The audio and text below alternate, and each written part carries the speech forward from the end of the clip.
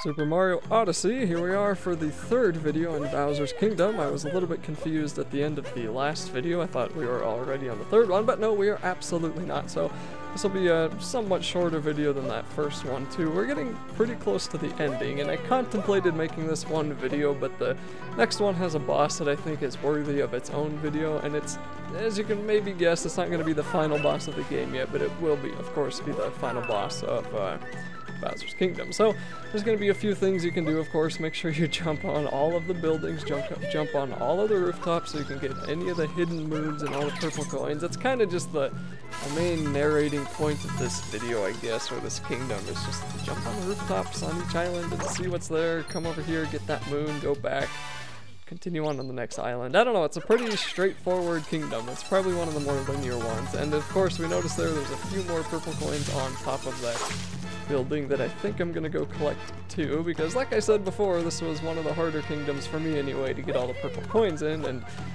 any work I don't have to do later is always good. But by this point I've 100%ed every kingdom purple coins wise anyway, so it doesn't really matter. But you could also, I think, can we get the bird in this area? I don't think we can, so I don't think you can get any help from the pokey bird friend unless he's a little bit later on. Oh no, yeah we can. Okay, so if you want to, I guess you could go get the bird, but not necessary really.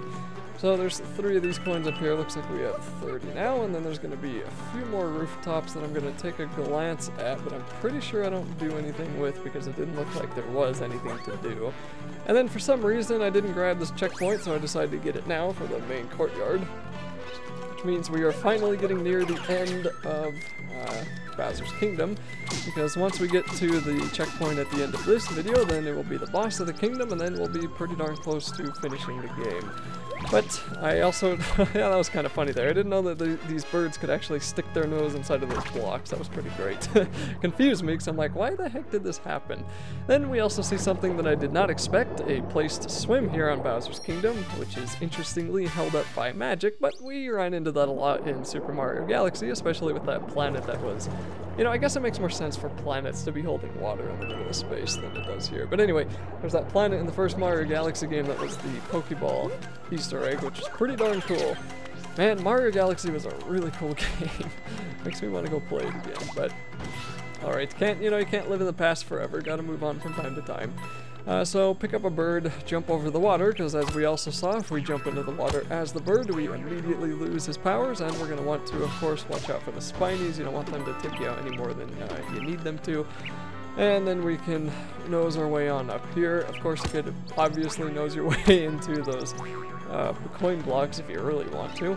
Make sure that you either avoid or punch back those bombs, because you don't want them hitting you, and you're going to want to come over here and aim the bomb toward those blocks so you can get past. But I think you can actually jump on top there, unless that's just high enough. I don't remember, but you could probably jump on top there if you don't really want to do that. For this part, just hit the bombs back in the direction they came. That way you don't really have to worry about them, or knock them to the side, whatever works for you. And then we can jump up here, kind of taking a look around to make sure I don't miss a whole lot of obvious things. So the correct way, the fancier way to do this is just to jump over the railing up on top here so you can get those purple coins a little bit easier, but I still wasn't too confident in my poking ability, so of course I decided to do it the hard way and go around the corners. And going around corners can be a little bit sketchy, especially if you mess up flinging yourself and you go the wrong direction, or if you're facing the wrong way and you don't poke yourself, because you're going to start falling, and if you poke,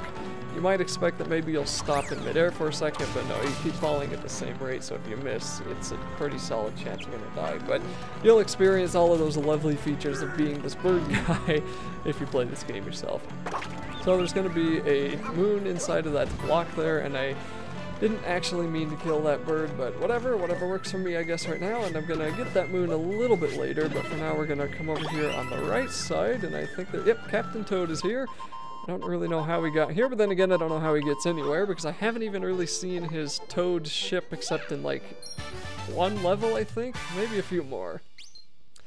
I don't know, but Captain Toad, I gotta say, that game was surprisingly fun. If you can find it somewhere, Nintendo games are weird. They don't ever usually drop in price. Even if you check them on eBay, like Pokemon, they still sell like Pokemon Platinum for 50 bucks. It's ridiculous. But anyway, I was trying to say if you could find Captain Toad for cheap somewhere, and if you happen to have a Wii U, it's actually a pretty fun game to play. But not a whole lot of people have a Wii U, and I doubt Captain Toad really went any cheaper than 30 bucks. But for a $30 Nintendo game, I don't know, it was pretty fun.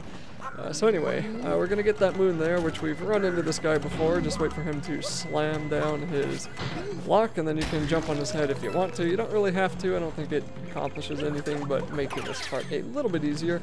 Then there's gonna be a bird down here in case you were like me and slaughtered your other very nice bird that you took mandatory control over. And then we're going to nose our way on up here, and we're gonna deal with probably the first semi-difficult part of being the bird, and that's gonna be dealing with these moving platforms. So this side is optional. There's just 4 purple coins here, but no reason not to get them again.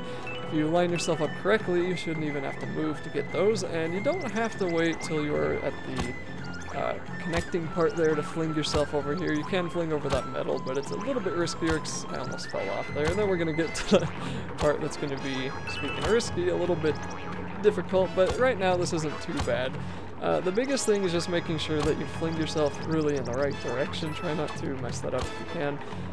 And try not to fall and miss your poke, because many times I have fallen to my death missing the poke.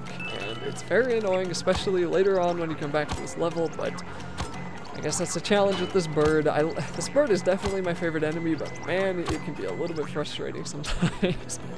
So now we get a little bit rougher. We've got some lava, or whatever the heck that stuff is, beneath us, and we're gonna have to climb up these horizontally moving platforms.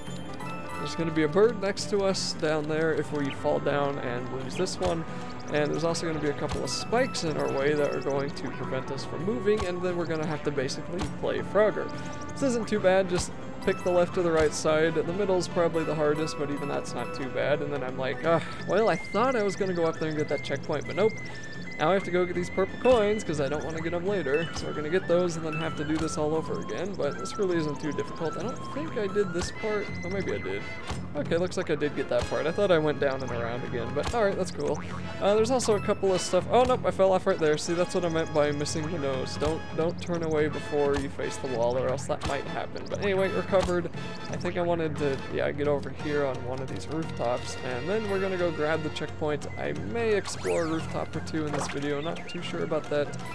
Looks like I go look around them. But this is pretty much the end of the kingdom. The next is going to be the final boss for Bowser Kingdom, but not the final boss for the game. That'll be it for this video, and I will see you in the next one.